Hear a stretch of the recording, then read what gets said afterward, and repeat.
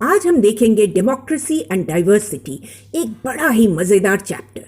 आप बोलोगे democracy diversity, इसमें मज़ेदार क्या चीज़ है? चलो देखते हैं। ऐसा मैप आपने पहले कभी देखा है? ये है भारत के वस्त्रों का मैप। इसको अच्छी तरीके से देखो और देखो इसमें कितनी विविधता है, कितनी डाइवर्सिटी है। तमिलनाडु में बन रहा है कांजीवरम सिल्क, तो बिहार में बन रहा है भागलपुरी सिल्क, गुजरात में बंधनी प्रिंट, तो अरुणाचल में अपतनी प्रिंट, और भी कितने सारे प्रिंट्स हैं। जरा इसको देखो।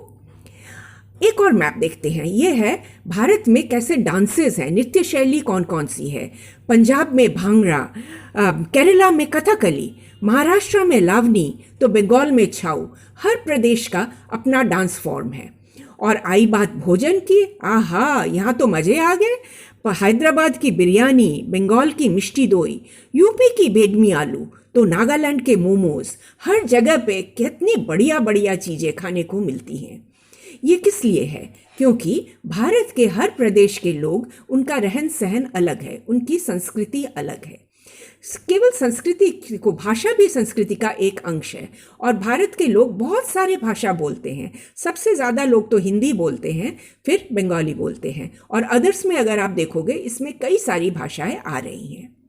भाषा ही नहीं, भारत में कितने सारे धर्म हैं, आप खुद देखो। एक साथ ये सारे धर्म रहते हैं, और ये विविधताएं भारत को एक समृद्ध संस्कृति, एक रिच कल्चर बनाती हैं। पर कभी कभी यही विभिन्नता सामाजिक भेदभाव की उत्पत्ति करती है। Social differentiation and social discrimination बन जाती है। कैसे? इसको देखते हैं। भारत में वर्ण व्यवस्था है। वर्ण व्यवस्था में 4 श्रेणियों में बांटा गया है: ब्राह्मण, क्षत्रिय, वैश्य, शूद्र, और सबसे नीचे जो है वो है दलित। उन पर तो बहुत ज़्यादा अत्याचार हुआ है। उनके लिए बड़े ही गंदे काम रखे जाते थे, और उनसे कहा जाता था कि जो कम्युनल पानी का जगह है, जैसे नल हो या नलकूप हो या कुआं हो, यहाँ से आप पानी नहीं ले सकते। उनको अलग बैठे रहना पड़ता था। कोई आके पानी डाल दे तो उनको पानी मिलता था। कोई दलित बच्चा, प्यास लगी है, उसे क्या पता, उसने पानी लेके पी लिया, तो हाय तौबा, उस वक्त जो शोर मचा पूछो मत। और उसने अगर 2 जवाब दे दिया तो उसके घर पे लोग चढ़ गए, इतना सारा चिल्लाया उनके ऊपर। और फिर कभी कभी तो घर ही जला देते थे, लोगों को मार ही डालते थे। बहुत ही ज़्यादा अत्याचार होता था। स्कूल में भी होता था। स्कूल में दलित बच्चों को अलग बिठाया जाता था। और केवल वर्ण से भेदभाव क्यों? किसी को अगर कोई बीमारी हो, उससे भी भेदभाव होता था। इस बच्चे को देखो, इसको एड्स की बीमारी है, पर इसके साथ कोई बैठने को तैयार ही नहीं है। हालांकि एड्स छूने से नहीं आगे बढ़ता, फिर भी। तो केवल भारत में ही नहीं, विश्व भर की यही कहानी है। अमेरिका में अगर आप जाओ तो वहाँ रंग भेद है। श्वेतांगों ने अपने आप को कृष्णांगों से ज़्यादा बेटर हमेशा मान रखा है, और वो अपना सारा चीज़ें कृष्णांगों से अलग रखने की कोशिश करते थे। फॉर एग्जाम्पल, ये टॉयलेट देखो, ये केवल श्वेतांगों के लिए है। कोई कृष्णांग चला गया तो बाप रे बाप। और इसको देखो, बसों में श्वेतांग सामने बैठते थे और कृष्णांग को पीछे बैठना पड़ता था। सामने आने की इजाज़त ही नहीं थी उनको। तो कानून पास करके इन सारी चीज़ों को बंद करवाया गया है। पर लोगों के दिमाग में कहीं ना कहीं रह ही जाता है ना। जैसे इसको देखो, कहीं कुछ एक इंसिडेंट हो गया, पुलिस बुलाया गया, एक कृष्णांग लड़का वहाँ से गुजर रहा था, पुलिस ने लपक के उसी को पकड़ लिया। तू कृष्णांग है, तू नहीं किया होगा, तू ही बदमाश है। सड़क क्यों, ऑफिसेस में भी होता है। जैसे आप देखो, ये लड़की, ये पूरा पढ़ लिख के आई है, पूरा इंटरव्यू दे के काम कर रही है, और वही काम करती है जो दूसरों के साथ। पर कहीं एक थोड़ा सा भेदभाव तो आ रहा है ना। तो जब जो समानताएं हैं उनको लोग भूल जाते हैं, और केवल जो अंतर है उसी को बढ़ा करके देखते हैं, तो सामाजिक विभाजन तैयार होता है। अब बताओ, भला कौन जानबूझ के विभाजित होना चाहेगा? क्या हम जानबूझ के किसी पर्टिकुलर समुदाय में जाते हैं? कई बार तो हम जन्म के आधार पर किसी खास समुदाय के सदस्य बनते हैं। और जब ये सामाजिक विभाजन बहुत ज़्यादा हो जाता है तो इसका परिणाम भयंकर भी हो सकता है। एक एग्जाम्पल लो। अफ्रीका में एक देश है रुआंडा। यहाँ कई जातियाँ रहती हैं। 2 बड़ी जाति हैं, हुटू और टुट्सी। हुटू के लोग अधिक संख्यक हैं, पर इनमें ज़्यादा विकास नहीं हुआ। ये कम पढ़े लिखे हैं, तो इसलिए गरीब भी हैं, बेरोजगार हैं, अल्प रोजगार हैं। और जो टूटसी जाति है, ये अल्पसंख्यक है, पर ये काफ़ी विकसित हैं, अधिक पढ़े लिखे हैं, अच्छे पद पे कार्यरत हैं, ये ज़्यादा अमीर भी है। तो हुटू को हमेशा लगता था हम लोग ज़्यादा संख्या है, पर हम कहाँ नीचे पड़े हुए हैं, और ये लोग हमेशा हमारे ऊपर छड़ी घुमाते रहते हैं।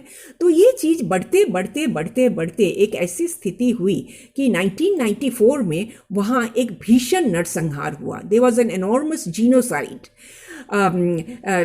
एक महीने के अंदर हुटू जाति के लोगों ने टूटसी जाति के 10 लाख लोगों को कत्ले आम कर दिया, और सारी दुनिया देखती रह गई। तो क्या जरूरी है सामाजिक विभाजन इस हल पे जाए कि जहां ऐसा नरसंहार हो? जरूरी नहीं है, और इसके लिए राजनीति कभी कभी अच्छा रोल प्ले कर सकती है। तो राजनीति कैसे आती है? जब राजनीतिक दल सामाजिक विभाजनों पर काम करने लगते हैं, आंदोलन करने लगते हैं, तो वो भी हिस्सों में बंट जाते हैं। इसको हम राजनीतिक विभाजन कहते हैं, और इसके परिणाम अलग अलग होते हैं। चलो इसको देखते हैं, कहीं अच्छे परिणाम, कहीं उतने अच्छे परिणाम भी नहीं। चलो देखा जाए। सबसे पहला केस स्टडी हम लेंगे बेल्जियम का। ये यूरोप का एक देश है, छोटा सा देश। देखो आप, इसकी साइज हरियाणा से ज़्यादा नहीं होगी, पर इसमें 3 भाषाएं चलती हैं। कुछ लोग बोलते हैं डच, कुछ लोग बोलते हैं फ्रेंच, और कुछ जर्मन। जो फ्रेंच लोग बोलते हैं वही ज़्यादा सरकारी पदों पे और अच्छे पदों पे वही ज़्यादा आसीन हैं। तो डच बोलने वालों को बहुत बार लगता था हम इतने लोग हैं, पर हमारी भाषाएं क्यों कम हैं, हमें इतनी अपॉर्चुनिटीज़ क्यों नहीं मिल रही है। जर्मन को भी यही लगता था। तो इनमें बहुत ज़्यादा राजनीतिक विभाजन होने लगा। तो फिर उन्होंने, राजनीतिक दलों ने तय किया कि हम विभाजित नहीं होंगे, हम एक साथ बैठेंगे, बातचीत करेंगे और इसको सुलझाएंगे। 2 साल तक वो डिस्कशन करते ही रहे। फाइनली उन्होंने कुछ संविधान में ऐसे चेंजेस बनाए जिससे ये तीनों भाषा बोलने वाले लोग शांति से एक दूसरे के साथ रह सकते हैं। तो ये तो थे बेल्जियम की केस स्टडी। अब हम देखेंगे यूगोस्लाविया। ये भी यूरोप का ही एक देश था। देखो कितना बड़ा देश था, और इसमें बहुत सारी जातियां रहती थी, और इनमें भी यही सेम तनाव, बेल्जियम जैसा तनाव चल रहा था। पर इनकी बातचीत से कोई हल नहीं हुई, और यहाँ तक कि वहाँ एक सिविल वॉर टाइप का शुरू हो गया। एक जाति दूसरे जाति के लोगों को कत्ले आम करने लगी। बहुत सालों तक ये चला, और उसके बाद जाकर 2008 से ये युगोस्लाविया देश खत्म हो गया, और उसकी जगह पे 6 कंट्रीज बन गए। इनका नाम अगर आप जानना चाहते हो तो यहाँ देखो। अब हम यूरोप से चलकर एशिया पे आएंगे। एशिया अपने देश के, भारत के पास हमारे पड़ोसी देश हैं श्रीलंका। यहाँ कुछ अलग अलग समुदाय के लोग रहते हैं। जो अधिक संख्यक हैं ये हैं श्रीलंकन सिंहल। ये ज़्यादातर बौद्ध जाति के हैं, और ये सिंहल भाषा बोलते हैं। दूसरा है श्रीलंकन तमिल समुदाय। ये बहुत साल पहले भारत से गए थे बंधुआ मजदूर बनकर चाय बागानों में काम करने। जनरेशन आफ्टर जनरेशन वो वहाँ रहते रहते ये भी श्रीलंकन बन गए हैं, पर ये तमिल भाषा बोलते हैं। उनकी सारी संस्कृति तमिल है, और ये श्रीलंका में इस तरीके से फैले हुए हैं। ये जो लाल वाला पोर्शन है ये तमिल। मैंने आपसे बोला ना कि सिंहल जाति जो है ये अल्प ज़्यादा संख्यक में है, और ये ही सरकार की ज़्यादा पोस्ट में, सरकारी नियम कानून, ये सब चीज़ों में इनकी बहुमत है। तो इन्होंने रूल पास कर दिया कि श्रीलंका की ऑफिशियल भाषा होगी सिंहल, और सबको सिंहल कल्चर को फॉलो करना होगा।